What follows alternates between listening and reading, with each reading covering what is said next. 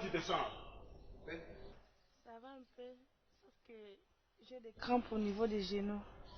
Oui, ce n'est que normal. Les crampes, c'est le fait de rester alité pendant plus d'une semaine. Hein? Que maintenant, là, il faut faire un peu d'exercice. Lève-toi. Et force-toi. Lève-toi un peu, là. Hé, lentement.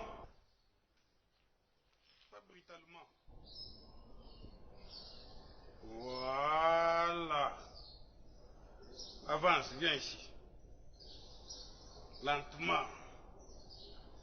Ouais. Si. Avance, là. Non, je ne te touche pas. Avance. Oui. Oui, avance. Voilà, avance, je ne te touche pas, avance. Là. Regarde-moi, regarde-moi. Regarde-moi. Fais ça. Voilà. Regarde. Ah. Ça va, voilà. Allez, saute un peu. Saute un peu. Ah, mais ça, c'est pas sauter. Fais 2 fois. Oh. Le fait d'avoir sauté, j'ai senti une forte chaleur dans le pied. Comment ça? Et voilà de retour du marché. Comment ça a été? Oui, ça va. Es-tu déjà allé voir ta soeur Kalochiloche depuis qu'elle est malade? Non. Elle est malade? Arrête de faire semblant. Est-ce que tu la vois tous ces derniers temps au marché? Non, non. Moi, je croyais qu'avec la pression qu'elle avait subie sur sa façon de crier au marché, avec ça, j'avais cru qu'elle aurait changé de marché. Non. Elle ne sort pas depuis plus d'une semaine. Oh, c'est pour cela que nous vendons très bien tous ces derniers temps. J'ai maintenant la plus mal qu'avant. Hé, assis-toi là. Tu as maintenant plus mal qu'avant. Évite de me dire ça, Kaloshiloshi. Papa, ne m'entends pas jeter un sort au marché? Comme je ne vends pas là, ça fait la bonne affaire de mes voisines. Oui, ça doit être ça.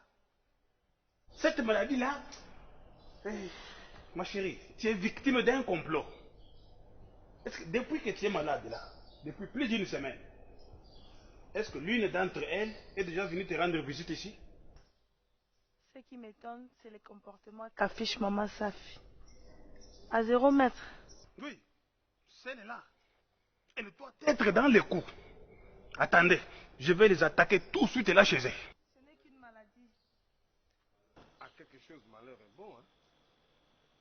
Il faut en profiter pour vendre pendant qu'elle est encore malade. Sinon, quand elle va se rétablir, sa fille, Elle va faire quoi? elle va augmenter le taux de ses cris. Question de récupérer ses retards. Ça va passer. Face aux forces noires, il y a un remède. Oh, ma voisine. Je ne savais pas qu'elle était souffrante. Parfois, il faut utiliser une méthode forte pour l'éradiquer. Attendez, tu vas sentir. Prends mon sac. Je vais aller la voir.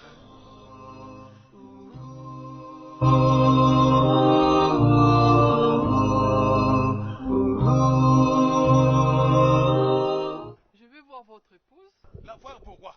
Lui administrer une deuxième dose de haine? Je pense que tous ces derniers temps vous vendez bien et ne vous encombrez pas au marché. Hein? Mon épouse a besoin de rester calme. Pas de consommateurs fâchés. Allez, rentre chez toi. Oh, Compris? Papa Alex. Ah, tiens, c'est quoi ça? Pas de consommateurs fâchés. Allez, rentre chez toi. Oh, Alex. Qu'est-ce qui va pas? Pourquoi tu l'as fait rentrer? C'est parce que nous n'avons pas besoin de visiteurs. Elle, c'est sa voisine et non un visiteur. Avec la maladie que souffre mon épouse, j'ai déjà compris une chose. Laquelle? Ton épouse que tu vois ici sert de pont hydrogène entre notre résidence et toutes les sorcières qui vendent au marché. Arrête de raconter des instabilités. Ça te diminue. D'où te viennent ces illusions?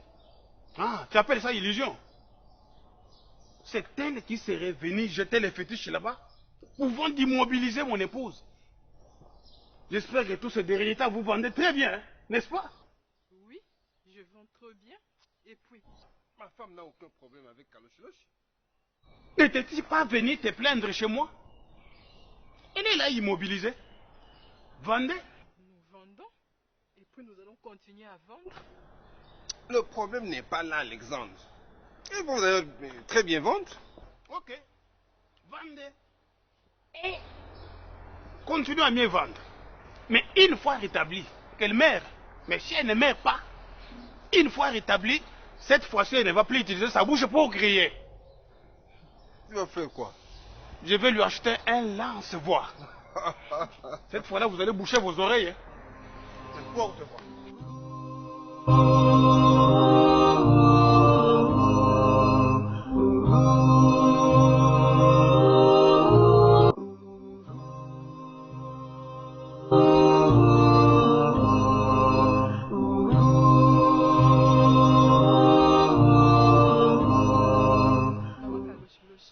Tu es toujours fâché contre moi?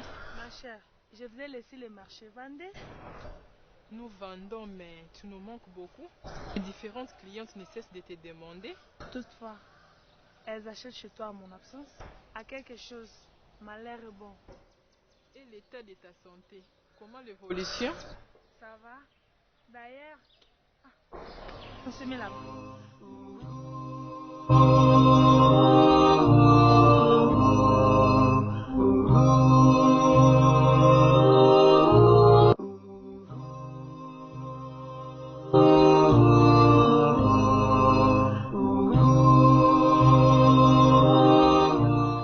Mon repos médical prendra fin. Je vais revenir en force au marché. Revenir en force, c'est-à-dire? Alexandre m'a acheté un mégaphone spécial. Cette fois-ci, vous allez boucher vos oreilles. Je vais innover avec un style particulier. Mégaphone? Au moment où tout le monde crie par la bouche? Ah, tout dépend de toi. Hein? Comment va papa Alex? Ma chère, il est sorti. Ses conseils à papa Polydore ont porté de fruits, hein? Quel conseil? Kalochiloche. Les hommes. Polydore, à son âge-là, a encore besoin d'aimer les petites filles. Ah. Les hommes. Tu sais quoi? Dans la maison, il a dissimulé des choses honteuses par-ci par-là. Voire même dans ses poches. Choses honteuses? Toi, tu crois qu'Alexandre est sain? Lui, au moins, je le vois sérieux. Tiens, sérieux dans notre chambre. Hein? Tout ce détail ne mange plus à la maison. Disons, pas comme avant. Il peut avoir fait un crochet au restaurant avec ses amis. Sa fille, je connais bien Alexandre. Ça fait 19 ans, jour pour jour que je suis avec lui. Il a eu à faire beaucoup d'éloges sur ma cuisine. Et il a toujours juré sur ça, ma chère. Hier, je l'ai servi. Sitôt qu'il a ouvert les premiers couvercles, il a refermé en disant que c'était comme des vomis. Arrête, ma chère. Et puis, quand je fais la lessive tous ces derniers temps, je trouve les billets de 10 dollars, 100 dollars, 50 dollars abandonnés dans ses poches. Ma chère, je vis même un carnet de chèques. Il doit avoir ouvert un compte à banque. Ça, c'est vraiment une grâce, hein, ma chère. Grâce? Ma chère, grâce. Et moi qui ne rencontre que des préservatifs dans des poches, des choses honteuses. Encore faut-il savoir d'où vient cet argent. Mais il se débrouille. Moi, je n'en suis pas sûre. Ce matin, j'ai ouvert son téléphone. Je vis une panoplie de messages d'une femme. Oh! Qui lui fait des éloges extraordinaires. Qui lui fait des rendez-vous que dans des hôtels 5 étoiles. 5 étoiles? C'est que cette dame doit avoir beaucoup de moyens, hein? Moi aussi, c'est ce que je pense. Le dernier rendez-vous que j'ai eu à faire à l'hôpital, à la sortie, comme j'étais à la rébus, je vois une jeep qui s'arrête, Alex dedans avec une dame. Oh! Parée de bijoux et de teint clair comme toi. Et puis, ils t'ont transporté? Non. Alex m'a appelé à côté de la jeep et la dame a sorti de son sac un billet de 20 dollars. Oh, c'est ton transport. Toi aussi, tu as pris ça? T'arrives à te payer le transport? Non, arrête. Tu crois que ça me fait du bien? Le mariage est sacré. Qu'allons-nous faire? Nous sommes à un point de non-retour. Tout ce qu'on peut craindre ici, ce sont les maladies. Toi au moins Polydor utilise les méthodes de protection. Alex, je ne sais pas. Surtout qu'elle lui file beaucoup d'argent. Je sais que même dans la chambre, c'est elle qui s'impose. C'est dur, hein? Nous devons beaucoup prier pour eux. Bonne journée. Moi, je vais au marché. Merci.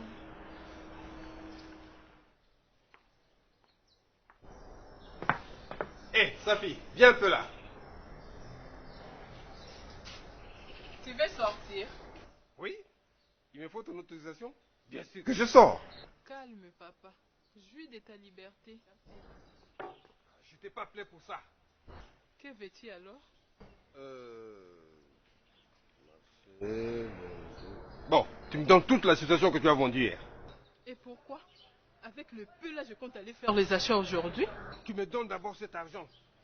Je vais faire le programme d'achat moi-même. Dieu, depuis quand as-tu déjà fait ça? Ne me pousse pas à hausser le ton. Amène-moi tout l'argent ici. Polydor, avant-hier, tu m'avais tout pris. Hier, tu as soutiré une partie. Aujourd'hui, tu veux tout prendre? Sur ma table, il n'y a plus rien comme article. C'est mon argent. J'ai un rendez-vous de la plus haute importance. Cet argent servira de pourboire à un monsieur qui va introduire mon dossier dans une banque de la place. Et à qui tu comptes faire avaler ça? Je te dis ce qui est vrai. C'est pas important. Décroche. C'est peut-être ton monsieur là du dossier de la banque. Non, c'est pas important, ce n'est pas lui.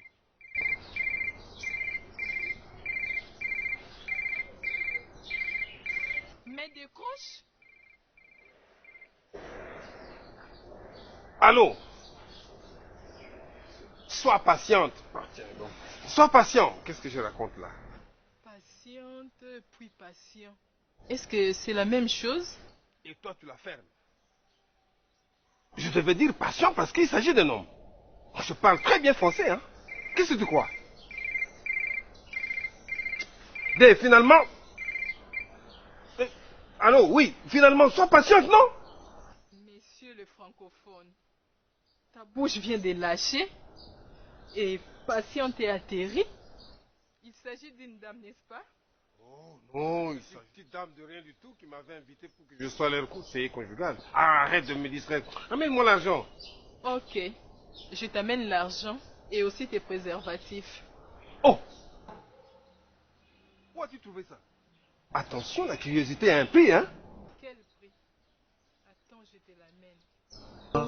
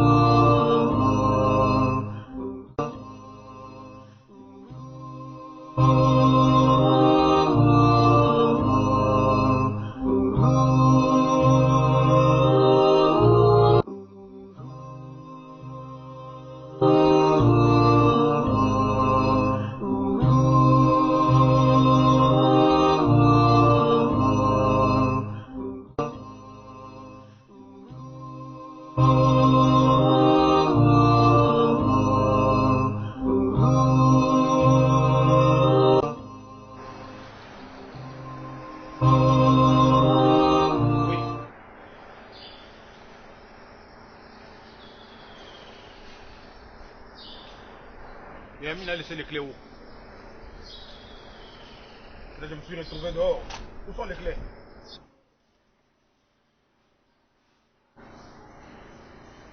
Il a laissé ça chez sa fille.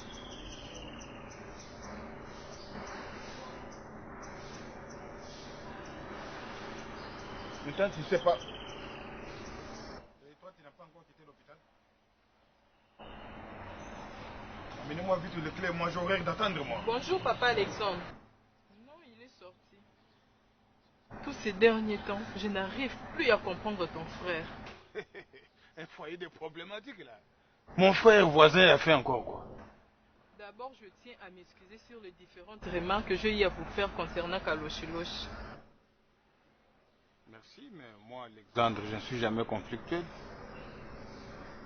Je suis connu partout pour ma pureté du corps, de l'âme et même de l'esprit.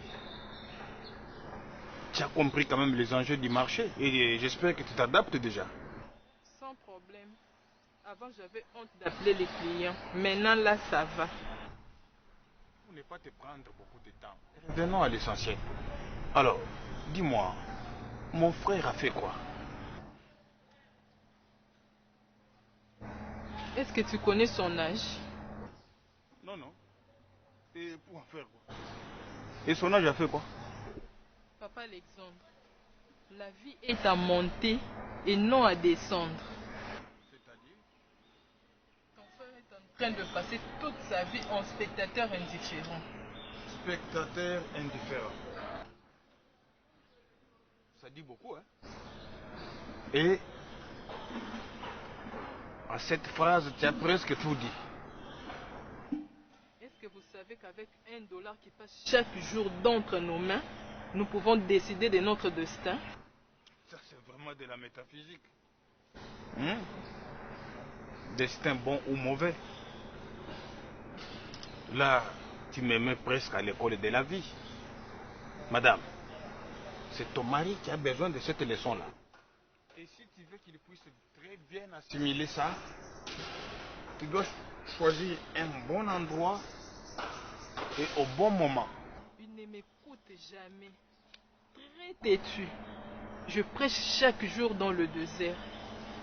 Et son âge avance.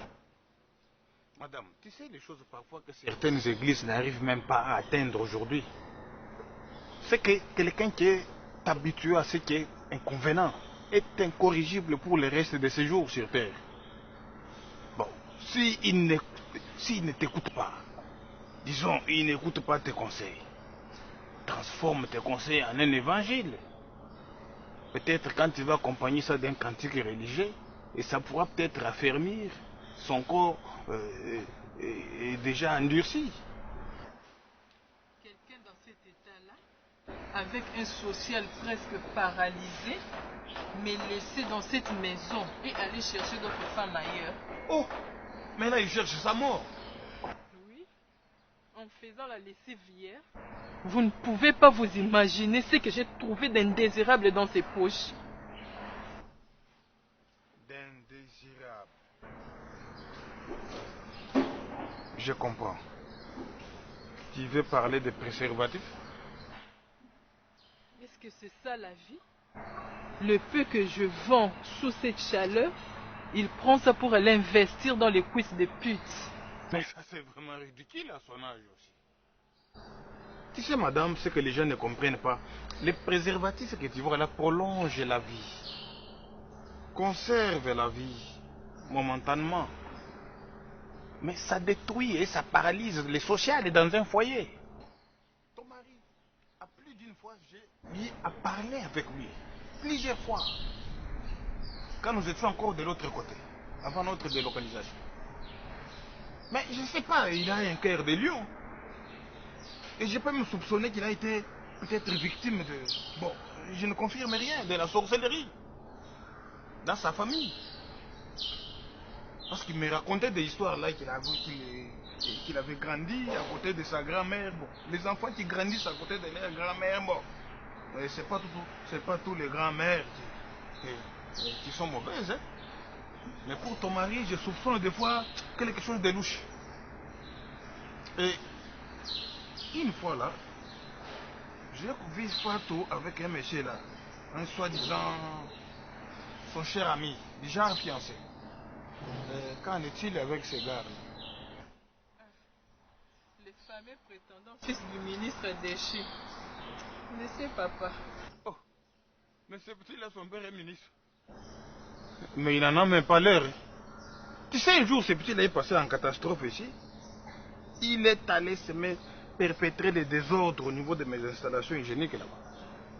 Sans eau, quand nous étions encore sous la coupure. Au moment où je l'ai menacé, c'est Fatou qui soit offert l'avocate du monsieur. Oh papa, c'est ce jour-là que Fatou me dira que non, c'était son prétendant. Disons, son fiancé. J'ai failli les rosser, mais j'avais eu beaucoup de retenue pour Fatou. Et son père est ministre de quoi? Quel ministre? Un ministre déchu? Il n'a même pas fait 3 mois au gouvernement. Oh.